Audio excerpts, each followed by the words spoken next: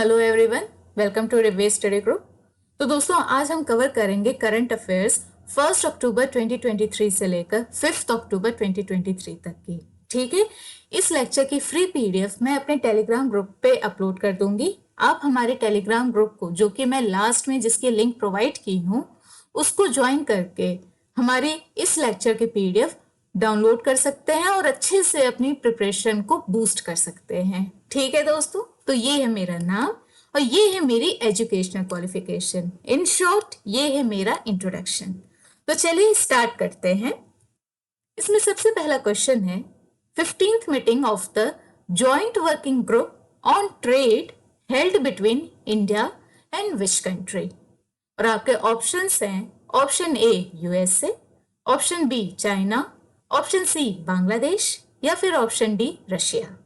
तो दोस्तों, आपको अगर पता है कि ये कौन सी कंट्री का फ्लैग है तो ऑटोमेटिकली आपको आंसर पता चल गया होगा। आपको ऑप्शन देखने की भी जरूरत नहीं थी, या फिर आपने करंट अफेयर्स न्यूज़पेपर में पढ़ी है या पीआईबी से पढ़ी है तो भी आपको आंसर पता होगा, है ना।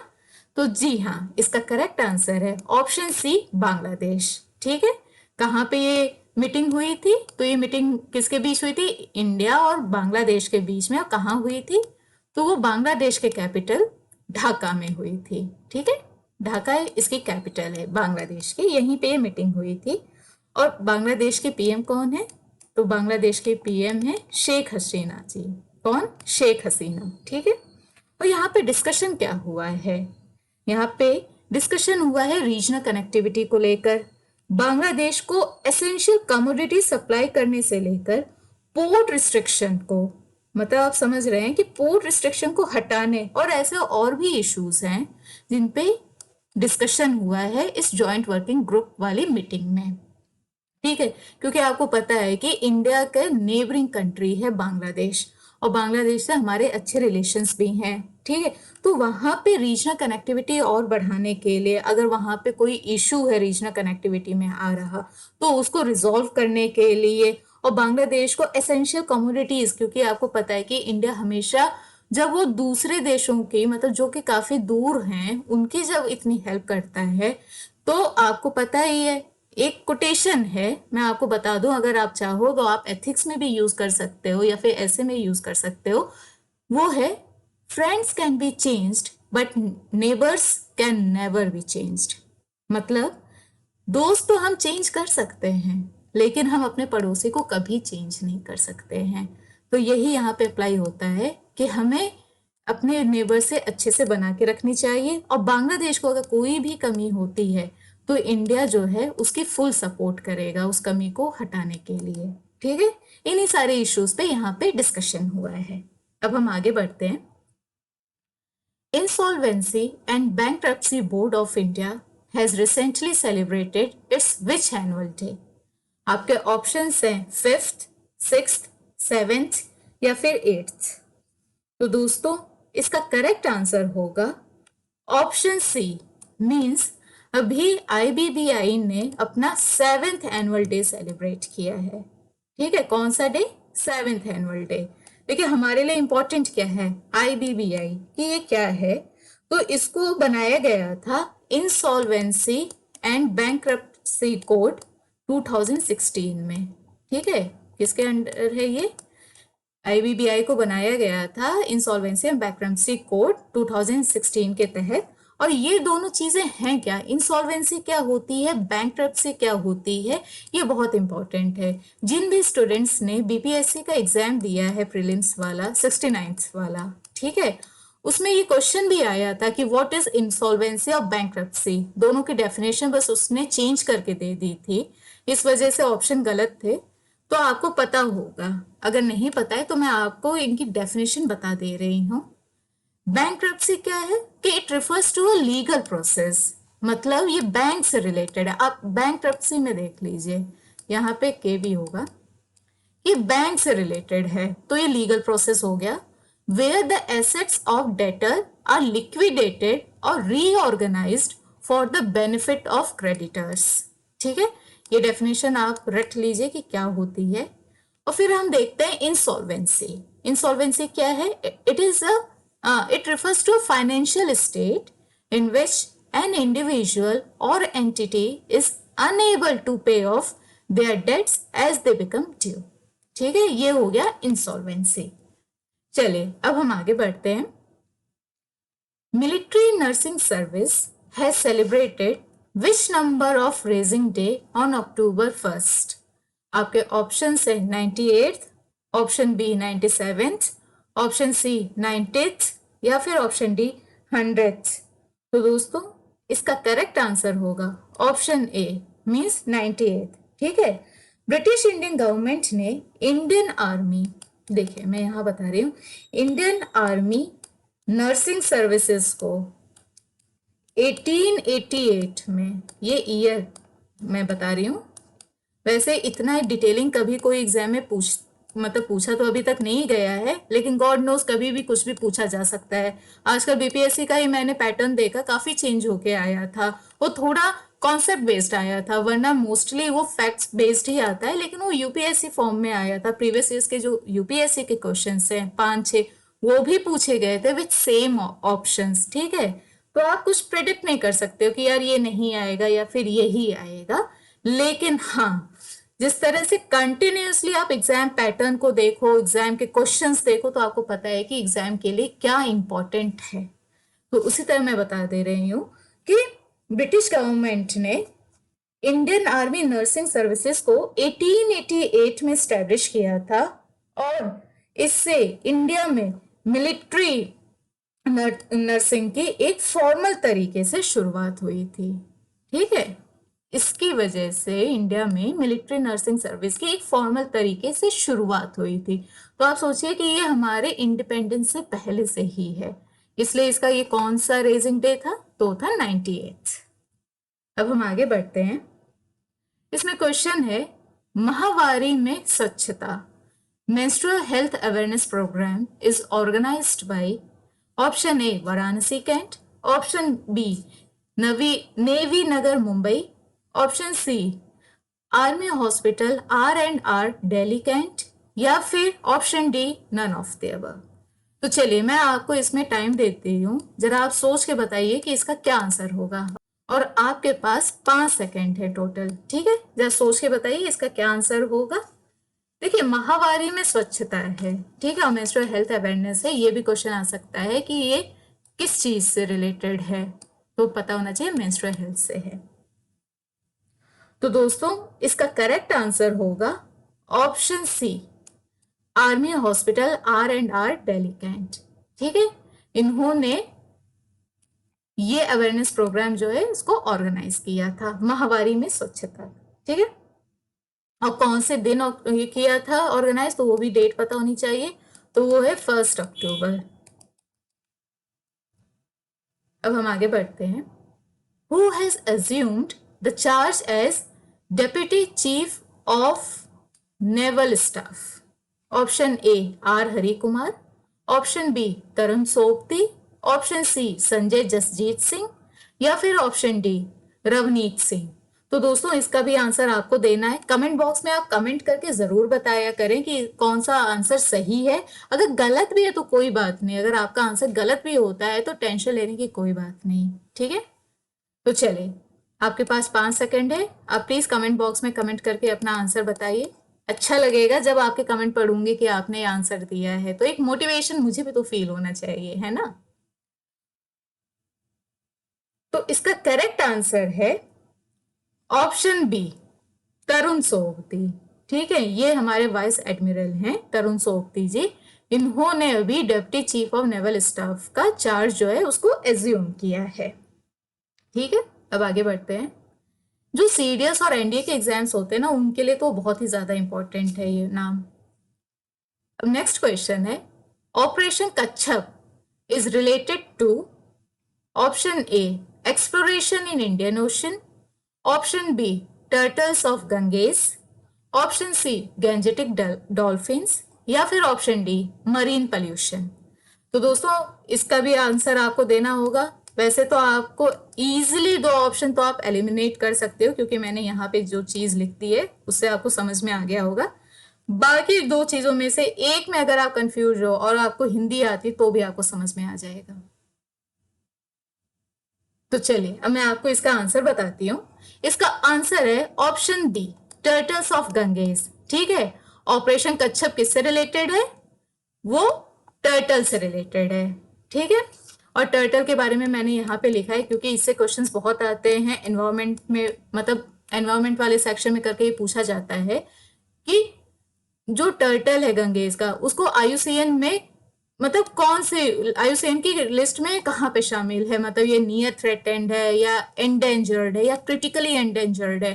तो आपको पता होना चाहिए कि आईयूसीएन की रेड लिस्ट में इसको नियर थ्रेटेंड माना गया है। ठीक है, क्या माना गया है? Near threatened. और वाइल्ड लाइफ प्रोटेक्शन एक्ट 1972 के अंडर देखा जाए तो ये शेड्यूल 1 और शेड्यूल 2 दोनों में आता है। ओके, या आपको पता होना चाहिए। अब मैं थोड़ा ऑपरेशन कच्छप के बारे में आपको बता देती हूँ कि जो डायरेक्टरेट ऑफ रेवेन्यू इंटेलिजेंस है, means DRI, DRI means directorate of revenue intelligence, इसने ऑपरेशन कच्छप स्टार्ट किया है गैंजेटिक टर्टल्स की इलीगल ट्रेडिंग।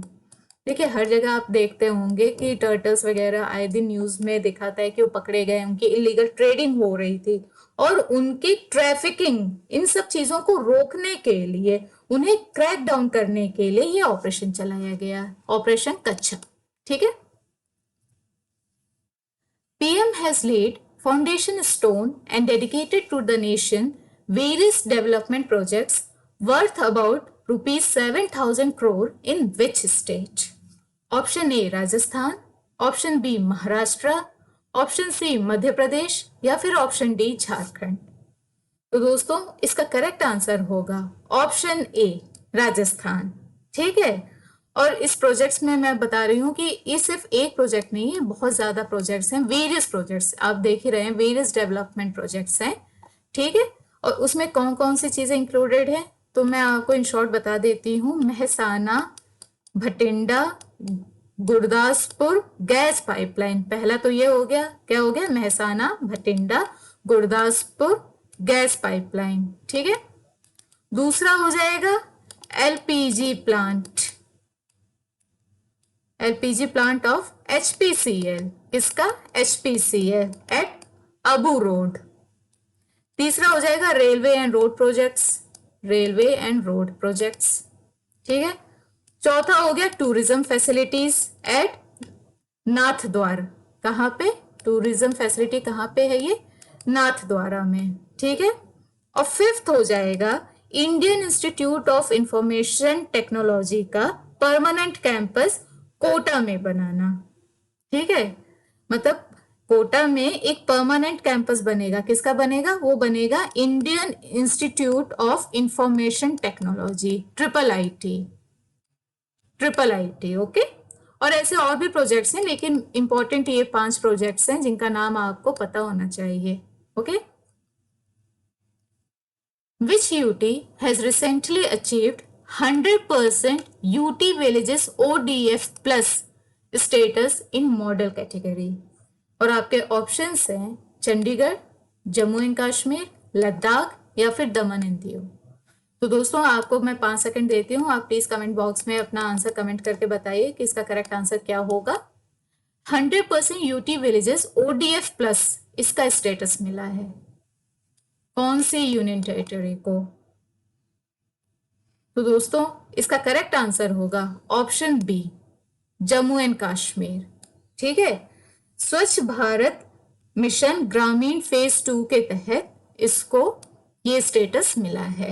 ओके, अब हम आगे बढ़ते हैं। Which pollution control vessel of India visited Indonesia to address regional marine pollution threats? और आपके ऑप्शंस हैं ऑप्शन ए समुद्र प्रहरी, ऑप्शन बी समुद्र पहरेदार, ऑप्शन सी समुद्र पावक, या फिर option D none of the above. तो दोस्तों आप इसका करेक्ट आंसर बताइए क्या होगा। रॉन्ग भी हो गया तो कोई बात नहीं यार, चलता है, लेकिन 5 सेकंड है, कमेंट बॉक्स में कमेंट करके जरूर बताइए क्या होगा इसका आंसर।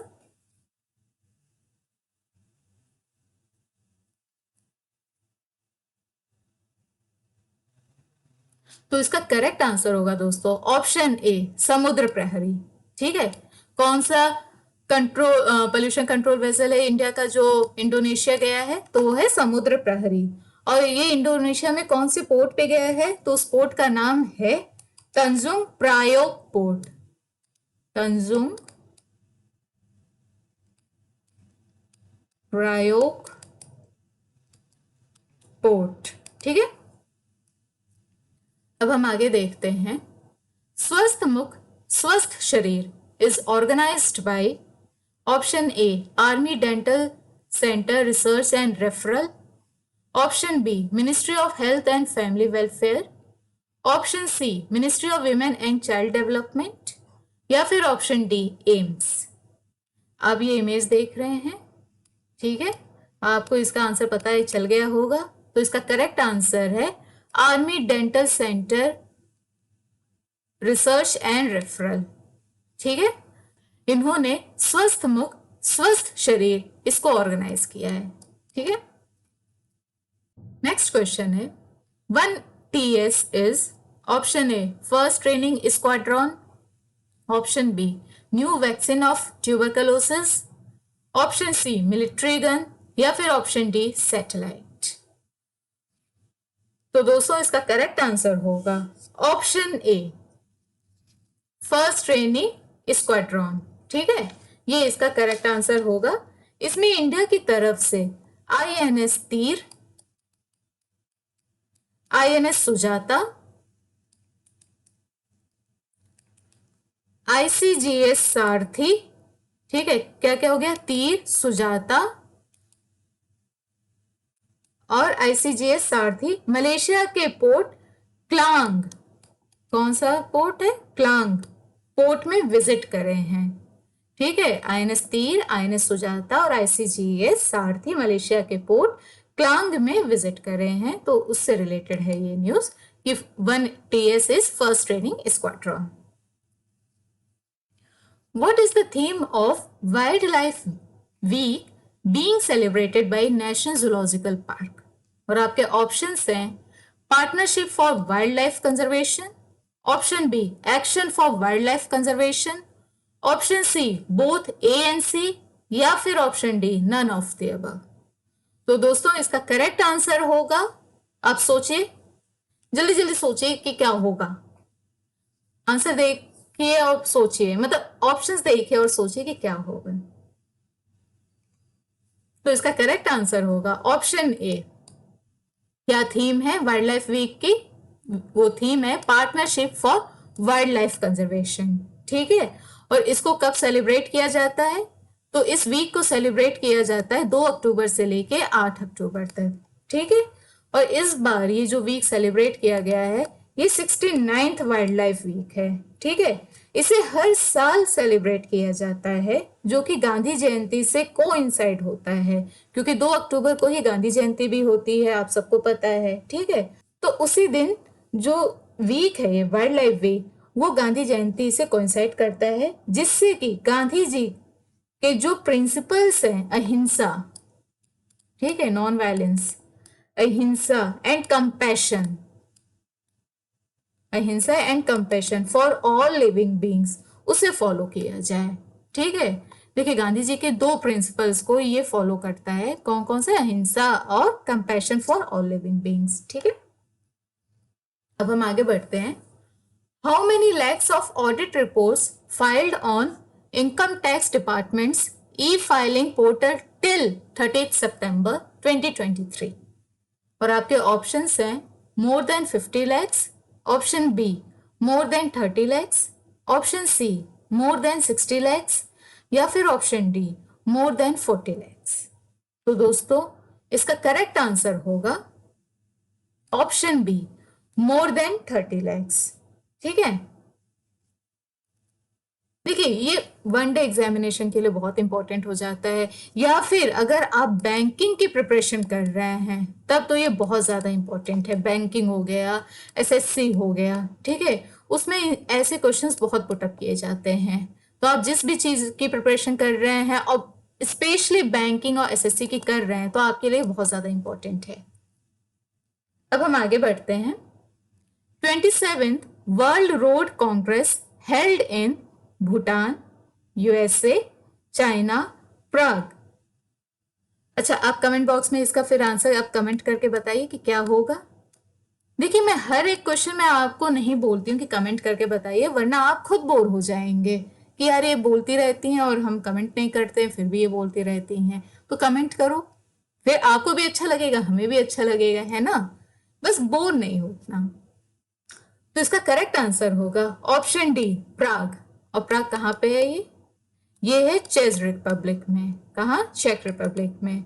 और इंडिया की तरफ से आप देख रहे होंगे कि इंडिया की तरफ से इसे किसने एड्रेस किया है, तो वो है हमारे यूनियन मिनिस्टर नितिन गडकरी जी ने। ठीक है, ये मिनिस्टेरियल सेशन रोड सेफ्टी को फोकस में रखकर ऑर्गेनाइज किया गया था। रोड से रिलेटेड है तो रोड सेफ्टी से भी रिलेटेड है। ठीक है, रोड सेफ्टी को नजर में रख के इसे ऑर्गेनाइज किया गया था। अब आपका नेक्स्ट क्वेश्चन है, who has flagged off recycling on wheels smart ER. और आपके ऑप्शंस हैं, option A doctor Jitendra Singh ji, option B Nitin Gadkari ji, option C Rajnath Singh ji, या फिर ऑप्शन डी नरेंद्र मोदी जी। तो दोस्तों, इसका करेक्ट आंसर होगा option A doctor Jitendra Singh ji ने। इन्होंने recycling on wheels smart ER को फ्लैग ऑफ किया है। और कहां से किया है, वो लोकेशन क्या है, तो वो है CSIR हेडक्वार्टर न्यू दिल्ली से। कहां से? CSIR के हेडक्वार्टर, ठीक है, जो कि दिल्ली में है, वहां से किया है। और इसका एम क्या है, तो इसका एम है to promote cleanliness and environmental responsibility under Swachhata Hi सेवा कैंपेन। ये इसका एम है। देखिए, मैं एम, ये सब चीजें जो इंपॉर्टेंट होती है ना, वो मैं इसलिए लिख के देती हूँ कि कभी कभी हमें नहीं समझ में आता है कि क्या बात हो रही है। ठीक है, या फिर कभी कभी ऑप्शंस भी थोड़े कंफ्यूजन वाले हो जाते हैं। इसलिए इसमें तो आपको रिसाइकलिंग मतलब आपको समझ में हो रहा होगा कि ये क्लीनलीनेस से रिलेटेड होगा, एनवायरमेंट से रिलेटेड होगा, लेकिन वो कौन सा कैंपेन है, तो वो है स्वच्छता ही सेवा कैंपेन। ठीक है, ये लाइनें जो होती हैं ना, इसी में स्टूडेंट के आंसर सही और गलत हो जाते हैं, और उसकी वजह से सिलेक्शन हमारा डिपेंड हो जाता है कि सिलेक्शन हो रहा है कि नहीं हो रहा है। ठीक है, इसलिए मैं ये सारी चीजें एक बॉक्स में लिख के आपको जरूर बता देती हूँ ताकि आपको कोई दिक्कत ना हो। अब नेक्स्ट क्वेश्चन है, fourth national EMRS cultural literary and Kala Utsav is being organized in which state? आपके ऑप्शन है Meghalaya, option B Assam, option C Uttarakhand, या फिर ऑप्शन डी उत्तर प्रदेश। तो दोस्तों, आपको मैं 5 सेकंड का इसमें टाइम देती हूँ, आप कमेंट बॉक्स में कमेंट करके बताइए कि इसका करेक्ट आंसर क्या होगा, कौन सा ऑप्शन सही है।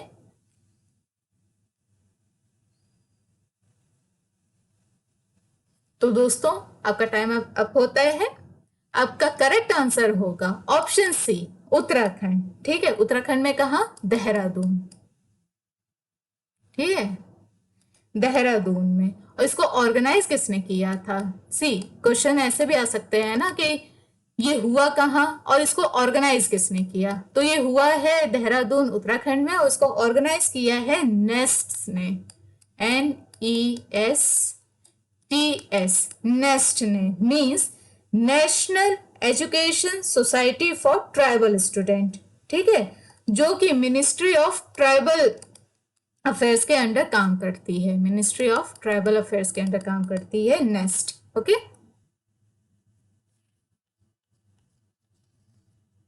अब मैं आपको EMRS के बारे में बता देती हूँ। ये बहुत ज्यादा इंपॉर्टेंट है हर किसी एग्जाम के लिए, सिर्फ स्पेसिफिक मैं बोलूँ कि स्टेट के लिए या UPSC के लिए नहीं, ये हर एक एग्जाम के लिए बहुत इंपॉर्टेंट है कि ये होता क्या है, EMRS है क्या। तो पहले तो आपको इसका फुल फॉर्म पता होना चाहिए। ये है इसका full form, Eklavya model residential school. और ये क्या है? It is a government of India scheme revamped in 2018-19 to ensure quality education to tribal students of remote tribal areas. In short मैं बोलूँ तो जो रिमोट ट्राइबल एरियाज होती हैं, वहाँ पे जो ट्राइबल स्टूडेंट्स होते हैं, उनको क्वालिटी एजुकेशन प्रोवाइड करने के लिए इस स्कूल को खोला गया था और कौन सी ईयर में खोला गया था या फिर रीवैम्प किया गया था, मेन क्या है, खोला नहीं मैं बोलूंगी, रीवैम्प किया गया था, वो है ईयर 2018-19। ठीक है, अब हम आगे बढ़ते हैं। इसमें नेक्स्ट क्वेश्चन है हमारा, Sampriti army exercise is being conducted between India and, और आपके ऑप्शंस हैं बांग्लादेश, श्रीलंका, नेपाल, मालदीव्स। तो दोस्तों इसका करेक्ट आंसर होगा, अगर आपने सितंबर वाली मेरी करंट अफेयर्स देखी होगी तो उसमें आपको पता होगा, मैंने जो इम्पोर्टेंट एक्सरसाइजेस होती है ना इंडिया की अदर कंट्रीज के साथ, उनकी मैंने पूरी लिस्ट बनाई हुई है। ठीक है, तो उसी में ये भी नाम है संप्रीति भी, और ये होती इंडिया और बांग्लादेश के बीच में। ठीक है, और अभी बांग्लादेश के बारे में मैं आपको एक चीज बता दूं, करंटली क्या हुआ था कि बांग्लादेश ने यूनिवर्सल पेंशन स्कीम इसको लॉन्च किया है, यूनिवर्सल पेंशन स्कीम को। ठीक है, अब नेक्स्ट क्वेश्चन है, PM Svanidhi scheme is an initiative of, very very important question. पहले तो ये स्कीम क्या है इसको मैं आपको एक्सप्लेन कर दूंगी। ठीक है, और ये कौन सी मिनिस्ट्री के अंडर है, ये क्वेश्चन जो है ये बहुत ज्यादा इंपॉर्टेंट है, वेरी वेरी इंपॉर्टेंट। ठीक है, आपके ऑप्शंस हैं ministry of housing and urban affairs, ministry of agriculture, ministry of finance, या फिर नन ऑफ द अबव। तो दोस्तों इसका करेक्ट आंसर होगा, आप सोचिए, पहले आपने कोविड के टाइम इस स्कीम के बारे में सुना होगा क्योंकि ये स्कीम उसी टाइम लॉन्च की गई थी। तो इसका करेक्ट आंसर है option A, ministry of housing and urban affairs. ठीक है, पीएम स्वनिधि स्कीम जो है ये इस मिनिस्ट्री की एक इनिशिएटिव है, इसे लॉन्च किया गया था 1 जून 2020 में। ठीक है, ये एक माइक्रो क्रेडिट स्कीम है जिसमें जो अर्बन स्ट्रीट वेंडर्स हैं, स्ट्रीट वेंडर्स के लिए है ये, जो अर्बन स्ट्रीट वेंडर्स होते हैं उन्हें 50,000 रुपए तक का लोन प्रोवाइड किया जाता है। ठीक है, 50,000 तक का। ओके, और ये स्वनिधि जो है इसका फुल फॉर्म क्या है, तो इसका फुल फॉर्म है स्ट्रीट वेंडर्स आत्मनिर्भर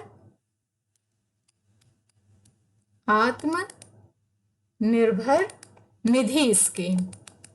ठीक है, street vendors Atmanirbhar Nidhi scheme, ये इसका फुल फॉर्म है स्वनिधि का। नेक्स्ट क्वेश्चन है, trains at a glance tag the new all India railway time table of Indian railways has come to effect from which date. ठीक है, मतलब कौन से डेट से इसको लागू किया गया है, और आपके ऑप्शंस हैं 1 अक्टूबर 2023, 1 अक्टूबर 2022, 2 अक्टूबर 2023, या फिर 2 अक्टूबर 2022। चलिए अब आप इसका आंसर सोच के बताइए क्या होगा। ईयर तो आप देख रहे होंगे इस इमेज पे ही, आपको ये समझ में आ गया होगा, तो 2 ऑप्शन ऐसे ही एलिमिनेट हो गए। बस डेट आप बताइए कि क्या होगा। से ये जो क्वेश्चंस होते हैं ना उसको ऐसे ही एलिमिनेट करने की टेक्निक आनी चाहिए। ठीक है, एलिमिनेट हो जाते हैं, इससे मैं ये नहीं कहूंगी कि सारे ही आंसर्स हो जाएंगे आपसे, लेकिन बहुत आंसर्स हो जाएंगे, है ना। तो इसका करेक्ट आंसर है ऑप्शन ए, 1 अक्टूबर 2023। ठीक है, ट्रेन्स एट अ ग्लांस।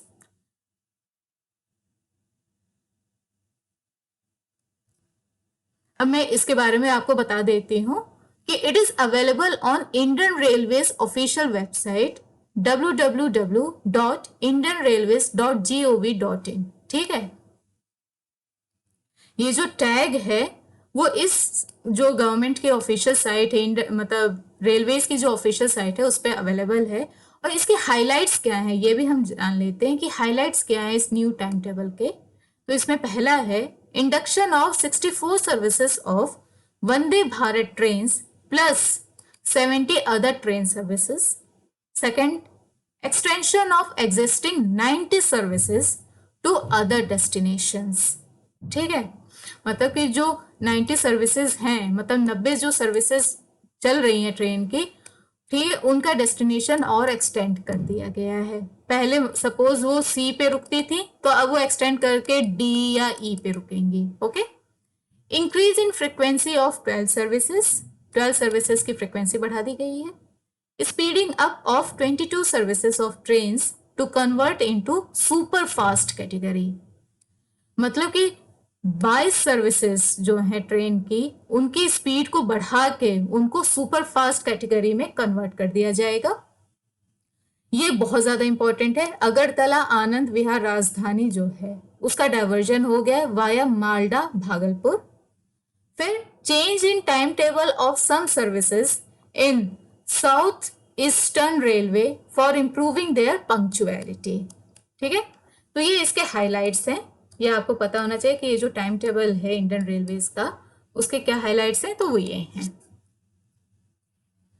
गति Shakti Vishwavidyalaya science memorandum of understanding with which ministry for advancing PM Gati Shakti national master plan. और आपके ऑप्शंस हैं ministry of road transport and highways, option B ministry of commerce and industry, option C ministry of communication, या फिर option D none of the above. Very very important, आपको answer ये पता होना चाहिए। नहीं पता है तो अब पता चल जाएगा। वैसे आप गेस करिए इसका करेक्ट आंसर क्या होगा। 5 सेकंड है आपके पास, कमेंट बॉक्स में कमेंट करके तुरंत बताइए।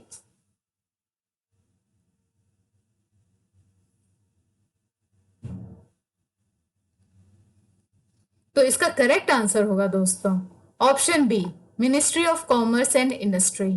ठीक है, गति शक्ति विश्वविद्यालय ने मेमोरेंडम ऑफ अंडरस्टैंडिंग साइन किया है मिनिस्ट्री ऑफ कॉमर्स और इंडस्ट्री के साथ। ठीक है, और इसके कौन से पर्टिकुलर मैं बोलूं डिपार्टमेंट के साथ, तो वो है DPIIT। ठीक है, और हमारे ministry of commerce and industry कौन है, तो वो है हमारे मिनिस्टर पीयूष गोयल। कौन है? पीयूष गोयल जो है वो हमारे मिनिस्टर ऑफ कॉमर्स और इंडस्ट्री हैं।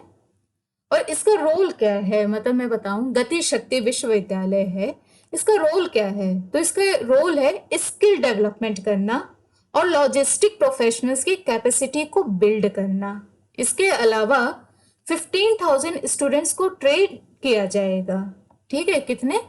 15,000 स्टूडेंट्स को ट्रेन किया जाएगा, उनको रेडी किया जाएगा ताकि उनकी एविएशन इंडस्ट्री में जॉब पक्की हो सके।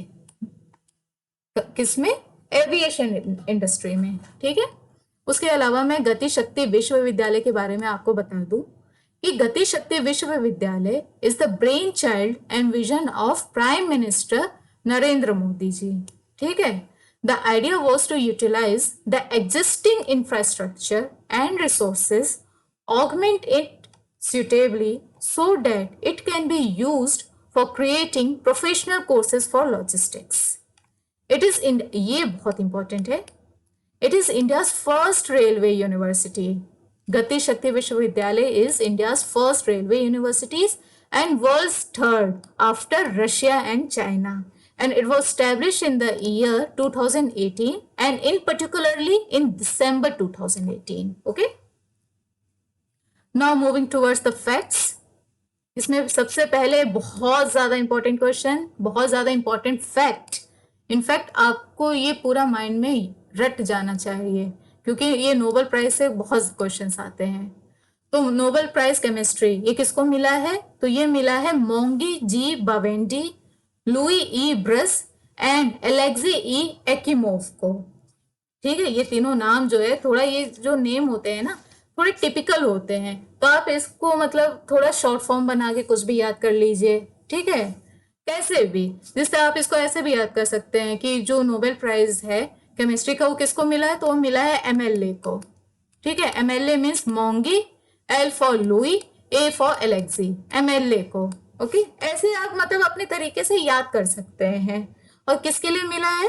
For discovery and synthesis of quantum dots, for discovery and synthesis of quantum dots, DOTS। ठीक है, इसके लिए इन्हें नोबेल प्राइज मिला है। सेकंड है world animal welfare day is celebrated on 4 अक्टूबर। तो 4 अक्टूबर को हम क्या सेलिब्रेट करते हैं? World animal welfare day.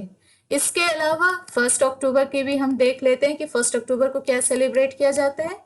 तो होता है international day of older persons, international day of older persons. 2 अक्टूबर क्योंकि उस दिन गांधी जयंती होती है, नॉन वायलेंस इनका प्रिंसिपल रहा है, तो उस दिन हम सेलिब्रेट करते हैं international non violence day. Okay, चलिए अब आगे बढ़ते हैं। ICC has elected Sachin Tendulkar as global ambassador for ODI world cup. ठीक है, तो जैसे आपको पता है कि जो वर्ल्ड कप है वो 5 अक्टूबर से लेके 19 नवंबर तक होगा। ठीक है, मतलब कि 19 नवंबर को इसका फिनाले होगा। और ये कहाँ हो रहा है? तो ये इंडिया में हो रहा है, पहले ये पता होना चाहिए। और इसके ग्लोबल एम्बेसडर किसको बनाया गया है? आईसीसी ने किसको बनाया है? तो वो बनाया है सचिन तेंदुलकर को। ओके, नेक्स्ट है हमारा achieving 16% increase overall coal production touches 67.21 million tonne in September 2023। ठीक है, तो जिस तरह आपको पता है कि कोल प्रोडक्शन में इंडिया सेकंड रैंक होल्ड करती है पूरे वर्ल्ड में, मतलब पूरे वर्ल्ड में इंडिया की क्या रैंक है कोल प्रोडक्शन में? तो वो है सेकंड। और फर्स्ट कौन है इसमें? तो इसमें फर्स्ट है चाइना। और कोल के रिजर्व में इंडिया की क्या रैंक है? कोल रिजर्व की मैं बात कर रही हूं। तो कोल रिजर्व में इंडिया की रैंक है 5th।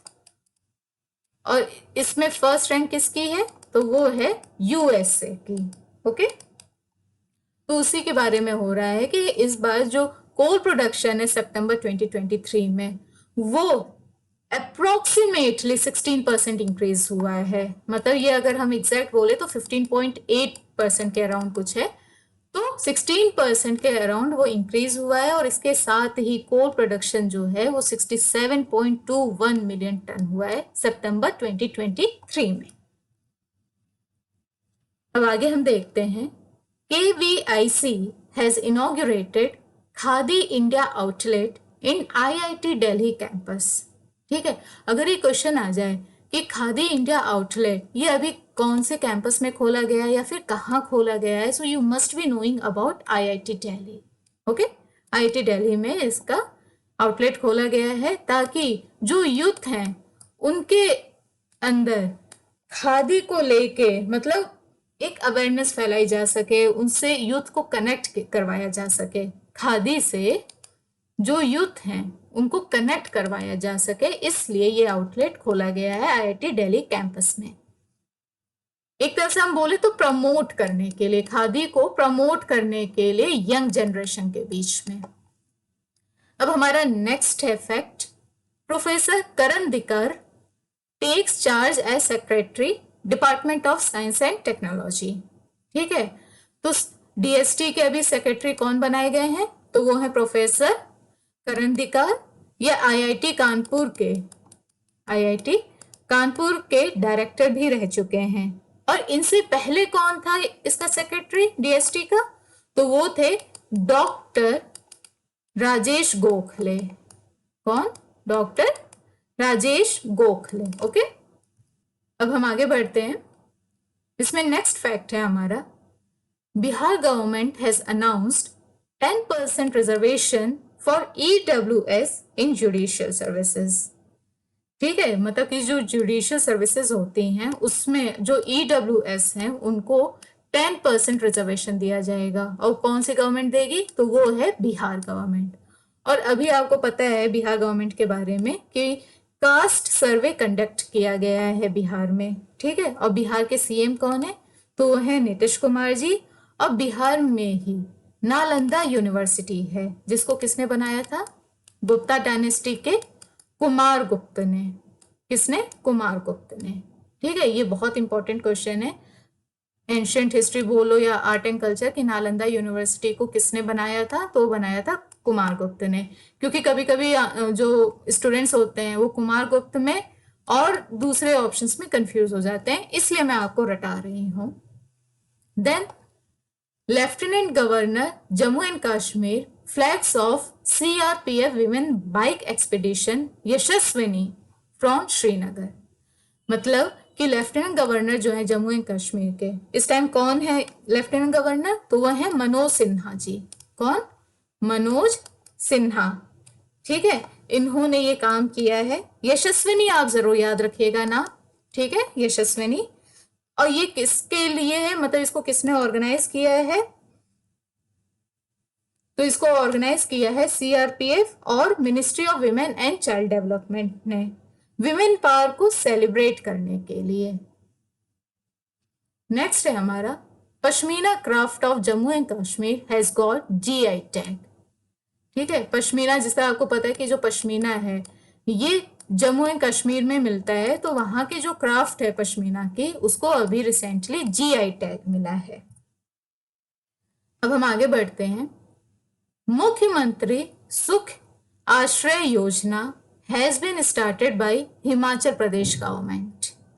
ठीक है, और ये जो स्कीम है, मतलब मुख्यमंत्री सुख आश्रय स्कीम या फिर योजना है, ये गवर्नमेंट ने, हिमाचल प्रदेश गवर्नमेंट ने स्टार्ट की किसके लिए?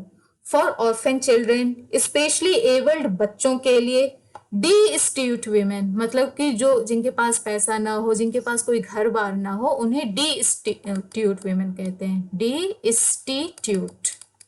ठीक है, ऐसे वीमेन को डीस्टिट्यूट वीमेन कहते हैं। और एल्डरली इंडिविजुअल्स के लिए ये स्कीम चलाई है हिमाचल प्रदेश गवर्नमेंट ने। अब हम देखते हैं, ये तीनों पॉइंट्स बहुत ज्यादा इंपॉर्टेंट रटे होने चाहिए, इसलिए मैंने इसकी एक एक चीज जो है वो कलरफुल बनाई है, ताकि आपको इसको देख के भी थोड़ा अट्रैक्शन हो, है ना, बोर ना हो, अट्रैक्शन हो और दिमाग में फीड हो जाए। इसमें पहला है नोबेल प्राइज इन फिजिक्स, मतलब कि फिजिक्स में नोबेल प्राइज किसको मिला है, तो वो है Pierre Agostini, Ferenc Krausz and Anne L'Huillier. देखिए नाम मैं बोल रही हूँ बहुत टफ होता है, तो उसको आप अपनी तरफ से कर सकते हैं कैसे भी। और ये किसके लिए मिला है इनको? For experimental methods that generate attosecond pulses for the study of electron dynamics in matter. ठीक है, किसके लिए? इस चीज के लिए कि for experimental methods that generate attosecond pulses for the study of electron dynamics in matter. देखिए इतना डिटेलिंग नहीं पूछता है, लेकिन क्या पता पूछ भी सके, इसलिए मैं ये भी चीज आपको बता दे रही हूँ, क्योंकि अगर पैटर्न चेंज हो गया तो आप ये ना बोलो कि मैम आपने तो ये पढ़ाया ही नहीं या फिर आपने बोला ही नहीं कि ये इंपॉर्टेंट है। देखिए ऐसा आप कुछ भी एक्सपेक्ट नहीं कर सकते हैं एग्जाम में, लेकिन जो इंपॉर्टेंट है वो मैं आपको जरूर बताते हुए चल रही हूँ, ताकि आपको पता हो कि क्या पढ़ना है और क्या नहीं पढ़ना है। फिर नोबेल प्राइज इन मेडिसिन, ये किसको मिला है? तो ये मिला है कैटलिन करिको और ड्रू विजमैन को। किसको? कैटलिन करिको और ड्रू विजमैन को। और किसके लिए ये मिला है ये भी मैं आपको बता देती हूँ, for their contributions to messenger RNA. mRNA means messenger RNA technology. Okay, अब है नोबेल प्राइज इन लिटरेचर, ये किसको मिला है? तो ये मिला है जॉन फॉस को। ठीक है, देखिए ये जो नेम है ना वो आपको याद होने चाहिए, आप याद कर लेना, और उसके बाद मैं एक लिस्ट बना दूंगी, जैसे जैसे और भी अभी प्राइजेस बाकी हैं, जब पूरा प्राइज दे दिया जाएगा नोबेल प्राइज हर एक फील्ड में, तो उसकी मैं एक लिस्ट बना के पीडीएफ फॉर्म में टेलीग्राम ग्रुप पे अपलोड कर दूंगी, आप उसको जरूर पढ़ लीजिएगा। ओके, तो दोस्तों ये थी हमारी करंट अफेयर्स 1 अक्टूबर से लेके 5 अक्टूबर तक की। अगर आपको हमारा ये वीडियो अच्छा लगा हो तो प्लीज हमारे चैनल को लाइक, शेयर और सब्सक्राइब जरूर करें। उसके अलावा आप हमें टेलीग्राम, इंस्टाग्राम और फेसबुक पर फॉलो भी कर सकते हैं। और टेलीग्राम की ये है लिंक जिसको मैं बोल रही थी कि मैं लास्ट में वो लिंक भी प्रोवाइड की हूँ, जहाँ पे आप क्लिक करके हमारे टेलीग्राम ग्रुप को ज्वाइन कर सकते हैं और फ्री पीडीएफ अपलोड करके पढ़ सकते हैं। थैंक यू दोस्तों।